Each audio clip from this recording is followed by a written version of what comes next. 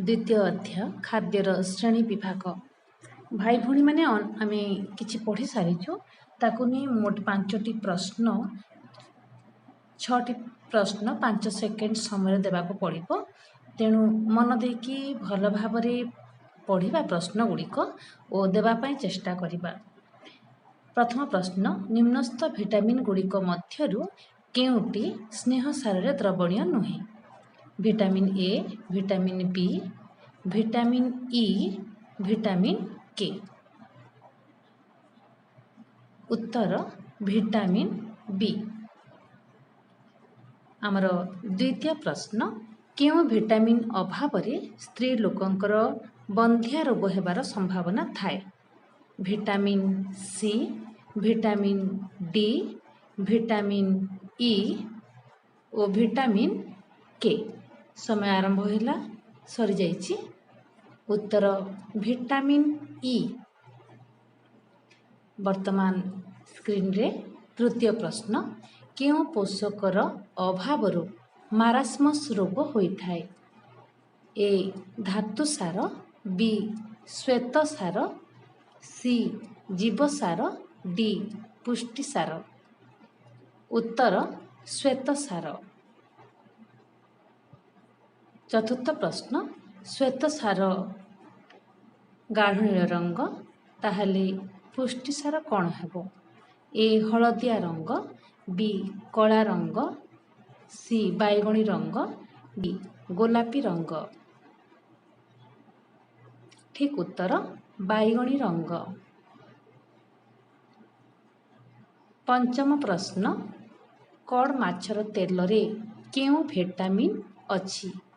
A vitamin A, B vitamin B, C vitamin C और D vitamin D.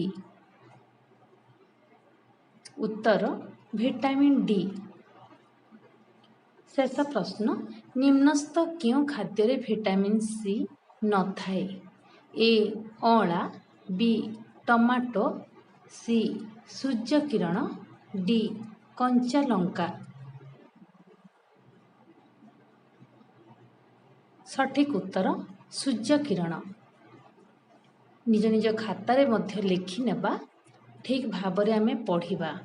पोषक आमे जानी सारिचु पोषक क्यों क्यों खाद्यरु और केते प्रकार मिली थाए।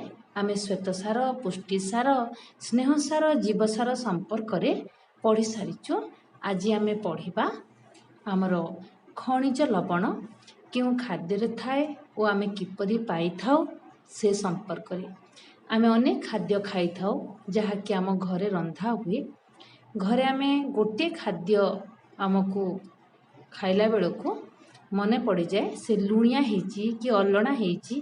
तार मुख्य खाद्य है खाद्य रे सोडियम क्लोराइड जहाँकि लुण।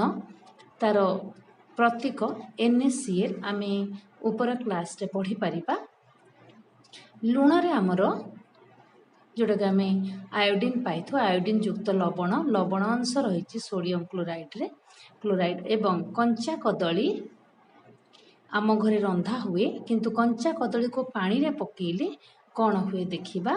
तो यही कंचा कदली को आमे जल रे पकाइले जलर रंग रे परिवर्तन देखा जाए। कदली रे काहेकि कदली को जल रे पकाइले रंग परिवर्तन हुए थिबा एथिरे थिबा खनिज लवण जल सह मिसी जलर रंग बदली जाए। यह आम शरीर अनेक कार्य लगे। यार अभाव हेले शरीर विभिन्न अवलक्षण देखा जाए। तेणु आम शरीर पाई अन्यान्य पोषक जेपरि आवश्यक खनिज लवण मध्य आवश्यक।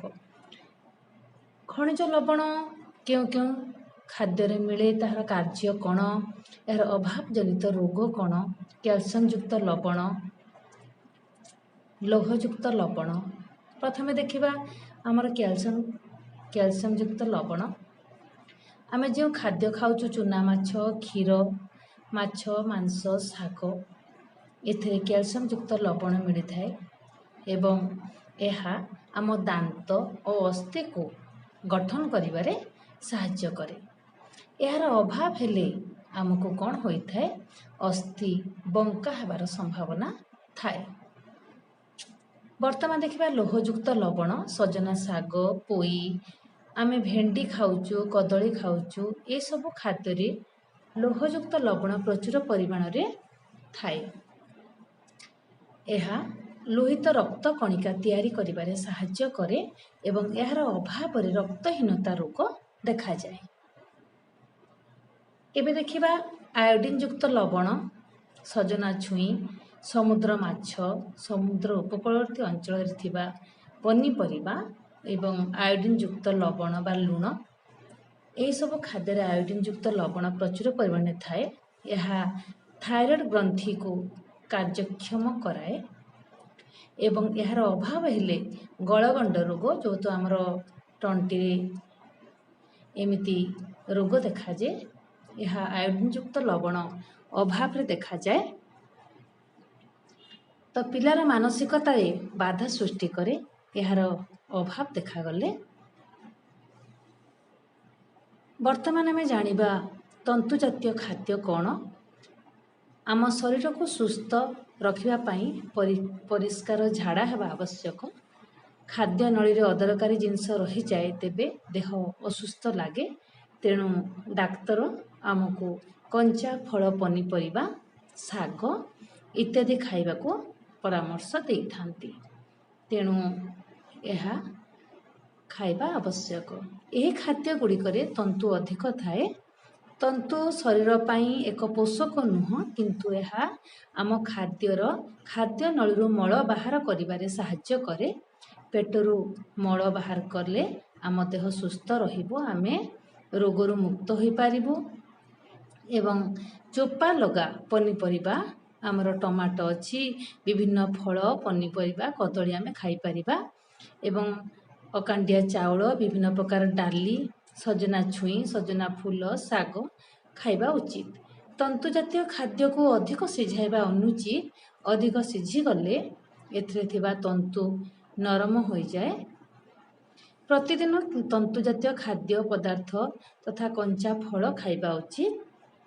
ଏହା ସହିତ ପ୍ରତିଦିନ ସାଲାଡ଼ ଖାଇବା ଉଚିତ। ସାଲାଡ଼ରେ ପ୍ରାୟତଃ କଞ୍ଚା ପରିବା ଆମେ ଖାଇଥାଉ। ଏହିସବୁ ଆମ ଦେହ ପାଇଁ ଉପକାରୀ। ଏବେ ଜାଣିବା ସୁଷମ ଖାଦ୍ୟ କ'ଣ। ସୁସ୍ଥ ରହିବା ପାଇଁ ବିଭିନ୍ନ ପୋଷକଯୁକ୍ତ ଖାଦ୍ୟ ବିଭିନ୍ନ ପରିମାଣରେ ଆମେ ଖାଇବା ଆବଶ୍ୟକ। କିନ୍ତୁ ଏହି ପୋଷକର ପରିମାଣ କିଛି ତଥ୍ୟ ଉପରେ ନିର୍ଭର କରେ। ବୟସ, ଲିଙ୍ଗ, ବ୍ୟକ୍ତି କରୁଥିବା କାର୍ଯ୍ୟ। ଯେପରି ଛୋଟ ଶିଶୁଟି ଯାହା ଖାଇବ, ବଡ଼ ମଣିଷ ତାହା ଖାଇବ ନାହିଁ। ପାର୍ଥକ୍ୟ ଅଛି ଖାଦ୍ୟରେ। ଏବଂ ଜଣେ ଗର୍ଭବତୀ ମହିଳା ଯାହା ଖାଇବା ଉଚିତ, ଜଣେ ବୟସ୍କ ବ୍ୟକ୍ତି ତାହା ଖାଇବା ଉଚିତ ନୁହଁ। ଜଣେ ସରକାରୀ ଅଫିସରେ ଚାକିରି କରୁଥିବା ବ୍ୟକ୍ତି ଓ କାମ କରୁଥିବା ବ୍ୟକ୍ତି, ଖାଦ୍ୟର ଭିନ୍ନତା ରହିଛି।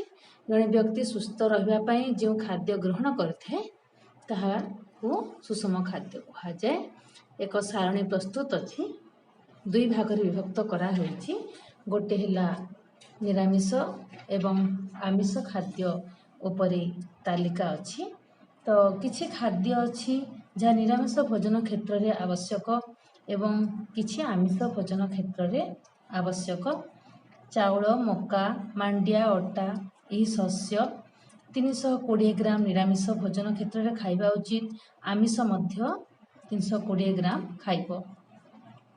ଏହିପରି ଭାବରେ ଖାଦ୍ୟ ସହିତ ଜଳର ମଧ୍ୟ ସମ୍ପର୍କ ଅଛି। ଜଳ ନ ପିଇଲେ ଆମର ଖାଦ୍ୟ ହଜମ ହେବ ନାହିଁ। ତ ଆମକୁ ଖାଦ୍ୟ ସହିତ ଜଳ ମଧ୍ୟ ଠିକ୍ ଭାବରେ ପିଇବା ଆବଶ୍ୟକ। ଦୈନିକ 8ରୁ 10 ଗ୍ଲାସ ପାଣି ପିଇବା ଦରକାର। ତେଣୁ ଆମକୁ ଖାଦ୍ୟର ଭିନ୍ନତା ସାଙ୍ଗରେ ଜଳକୁ ମଧ୍ୟ ଠିକ୍ ଭାବରେ ପିଇବା ଉଚିତ। କାହିଁକିନା ଜଳର କାର୍ଯ୍ୟ ରହିଛି, ଶରୀରର କୋଷ ତଥା ବିଭିନ୍ନ ଅଙ୍ଗକୁ କାର୍ଯ୍ୟକ୍ଷମ କରାଏ, ଶରୀରର ତାପମାତ୍ରା ନିୟନ୍ତ୍ରଣ କରେ ଓ ଖାଦ୍ୟ ହଜମରେ ସାହାଯ୍ୟ କରେ। ପାଠଟି ସରିଯାଇଛି, ତେଣୁ ଭଲ ଭାବରେ ପଢ଼ିବା।